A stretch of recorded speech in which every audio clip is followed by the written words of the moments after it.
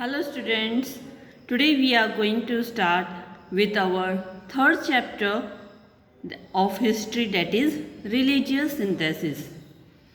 Okay, in this chapter we will see the different religions and how they brought the harmony and peace in our India by doing different movements.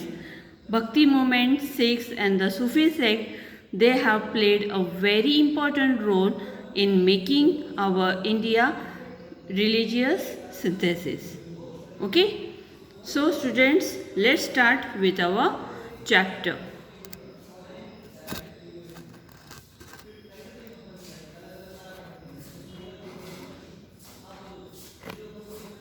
Diversity of languages and religions is an important characteristic of Indian society. Diversity of languages means there are different languages and religions in our India, and they are the important characteristics of our Indian society. Considering this feature, the Indian Constitution has adopted the principle of secularism.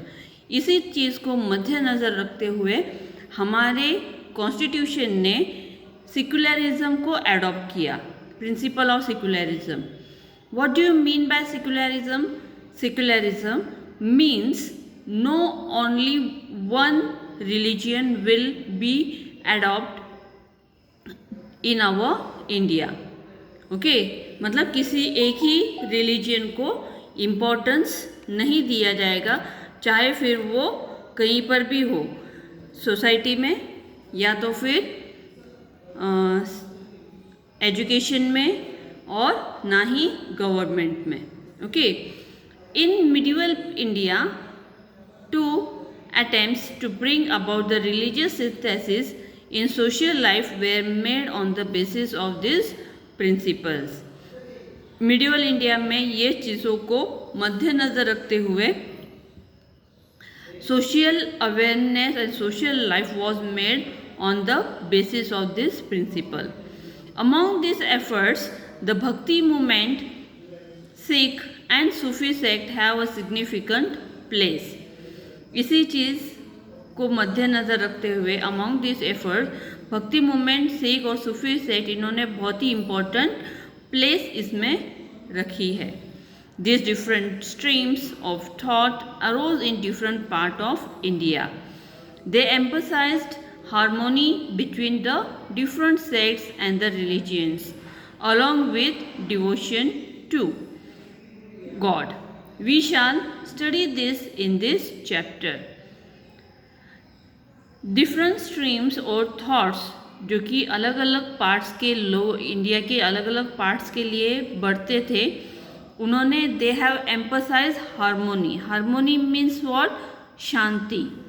Okay, peace between the different sect. ये जो विचार लोगों के बीच में जो थे, because of the bhakti movement, इन्होंने लोगों की विचारधारा बदलने की कोशिश की, जिस वजह से लोगों के बीच में सोसाइटी में एक शांति और अमन का फैलाव होने लगा. Okay, and what was that?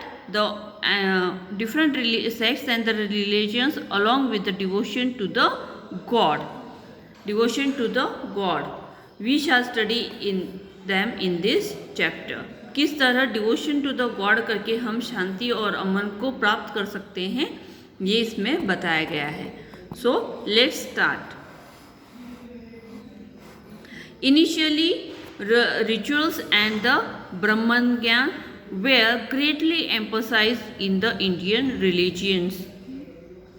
Religious life. जो इंडियन रिलीजियस लाइफ थी उसमें पहले रिचुअल्स मतलब जो पूजा पाठ कर्मकांड जो है उस चीज़ों को बहुत ही ज़्यादा महत्व दिया जाता था. In the medieval period they give the way to the bhakti marg. But in medieval period they have given the way to the bhakti marg. Bhakti marg means what? The path of devotion. Okay, मतलब भगवान की भक्ति कर कर हम किस चीज़ कौन से सुख को हम प्राप्त कर सकते हैं, ये उन्होंने सिखाया। Bhakti marg did not give undue importance to hierarchies, मतलब भक्ति मार्ग ये किसी एक जाति का, किसी एक प्रांत को, किसी चीज़ को वो इम्पोर्टेंस न देते हुए, इसमें न कोई ऊंचा है न कोई नीचा, डैट इज़ हायरार्की, ऊंची जात वाले वगैरह इन सब को इम्पोर्टेंस नहीं दिया जाता था। Which further facilitate religious synthesis, इस वजह से हम रिलीजियस सिंथेसिस को अपना पाए। In the different religion of India we find different form of path of devotion, मतलब अलग अलग डिफरेंट रिलीजियंस ऑफ इंडिया में हम अलग अलग पाथ जो डिवोशंस के हैं वो हम इसमें देखेंगे। इसमें first we will see the bhakti movement use the common people's language instead of Sanskrit, मतलब भक्ति मूवमेंट में लोगों की कॉमन लैंग्वेज, मतलब वहाँ की जो लैंग्वेज जो लोग बोलते थे वो यूज़ की जाती थी, ना कि Sanskrit language. Mostly they were using the people's language those who are in that region, okay, ताकि ये चीज़ वो अच्छे से समझ पाए, और ना कि संस्कृत को इम्पोर्टेंस दिया जाता था। This help the development of religion languages, इसने इस वजह से रिलीजियस लैंग्वेज डेवलप होने में बहुत ही ज़्यादा मदद हुई। Okay, now we will see what is bhakti movement. Bhakti movement, it is believed that the Bhakti movement is originated in South India. भक्ति मूवमेंट ये साउथ इंडिया में इसका उगम हुआ, शुरुआत हुई ऐसे माना जाता है। द नायनार एंड अलवर भक्ति मूवमेंट इमर्ज दिस रीजन, मतलब द नायनार और अलवर भक्ति मूवमेंट जो यहाँ पर इस रीजन में इमर्ज हुई। नायनार मतलब कौन, जो कि शिव भक्त होते हैं, ओके, जो शिव जी को मानते हैं, they are called Nayanar, while the Alvar were the devotees of Vishnu, okay, Shiva और विष्णु इन दोनों को मानने वाले दो तरह के दो रिलीजन्स थे जिनका नाम था नायनार और Alwar. They were also attempt to consider Shiv and Vishnu as one and the same and bring them together. उन्होंने ही शिव और विष्णु ये एक ही है ये समझकर उन्होंने इन दोनों को एक साथ लाया। And they made a idol which was called as Harihar. Hari मतलब विष्णु और हर मतलब Shiv, okay, Harihar idol which depicts half Vishnu and half Shiva, okay, Harihar idols which depicts half Vishnu and half Shiva were produced in this period on a large scale. People belonging to all social strata had participated in this bhakti movement.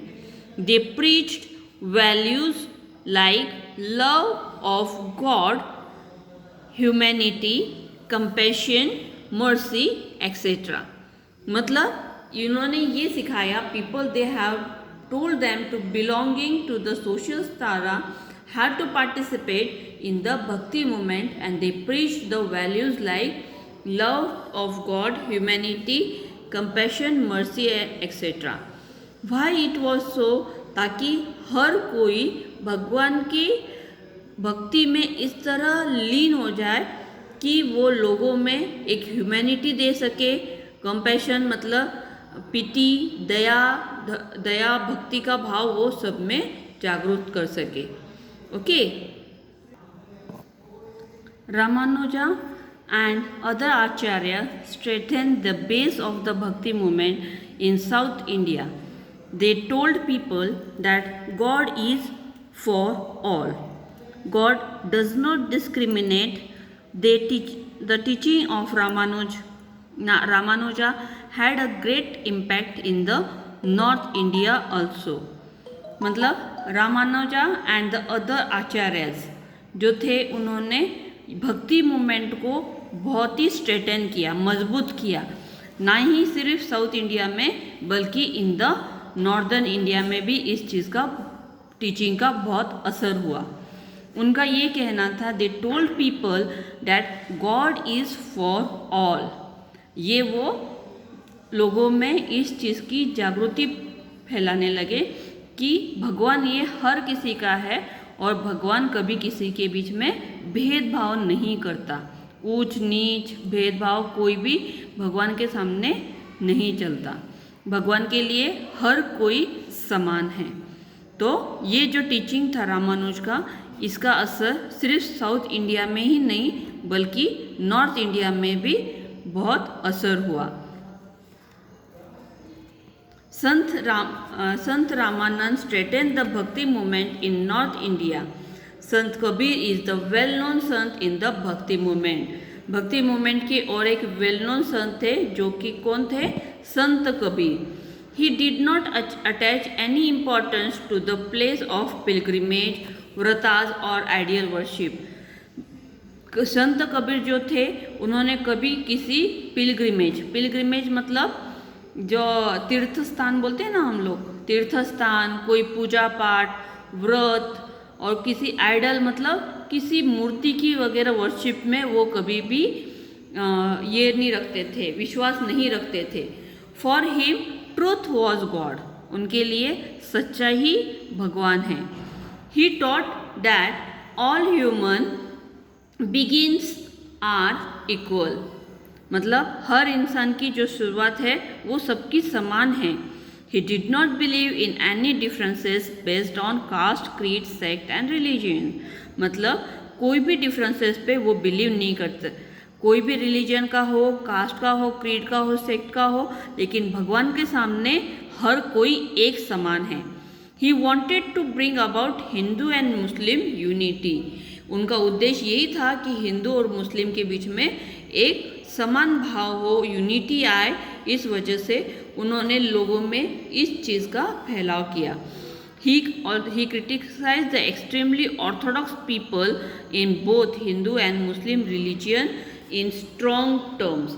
उन्होंने जो पिछड़े हुए लोग थे, Orthodox मतलब पुराने ख्यालात वाले मुस्लिम और हिंदू रिलीजियंस के, उनके हर चीज़ को उन्होंने इस चीज़ को मानने पर मजबूर कर दिया कि भगवान ये हर किसी के लिए समान है।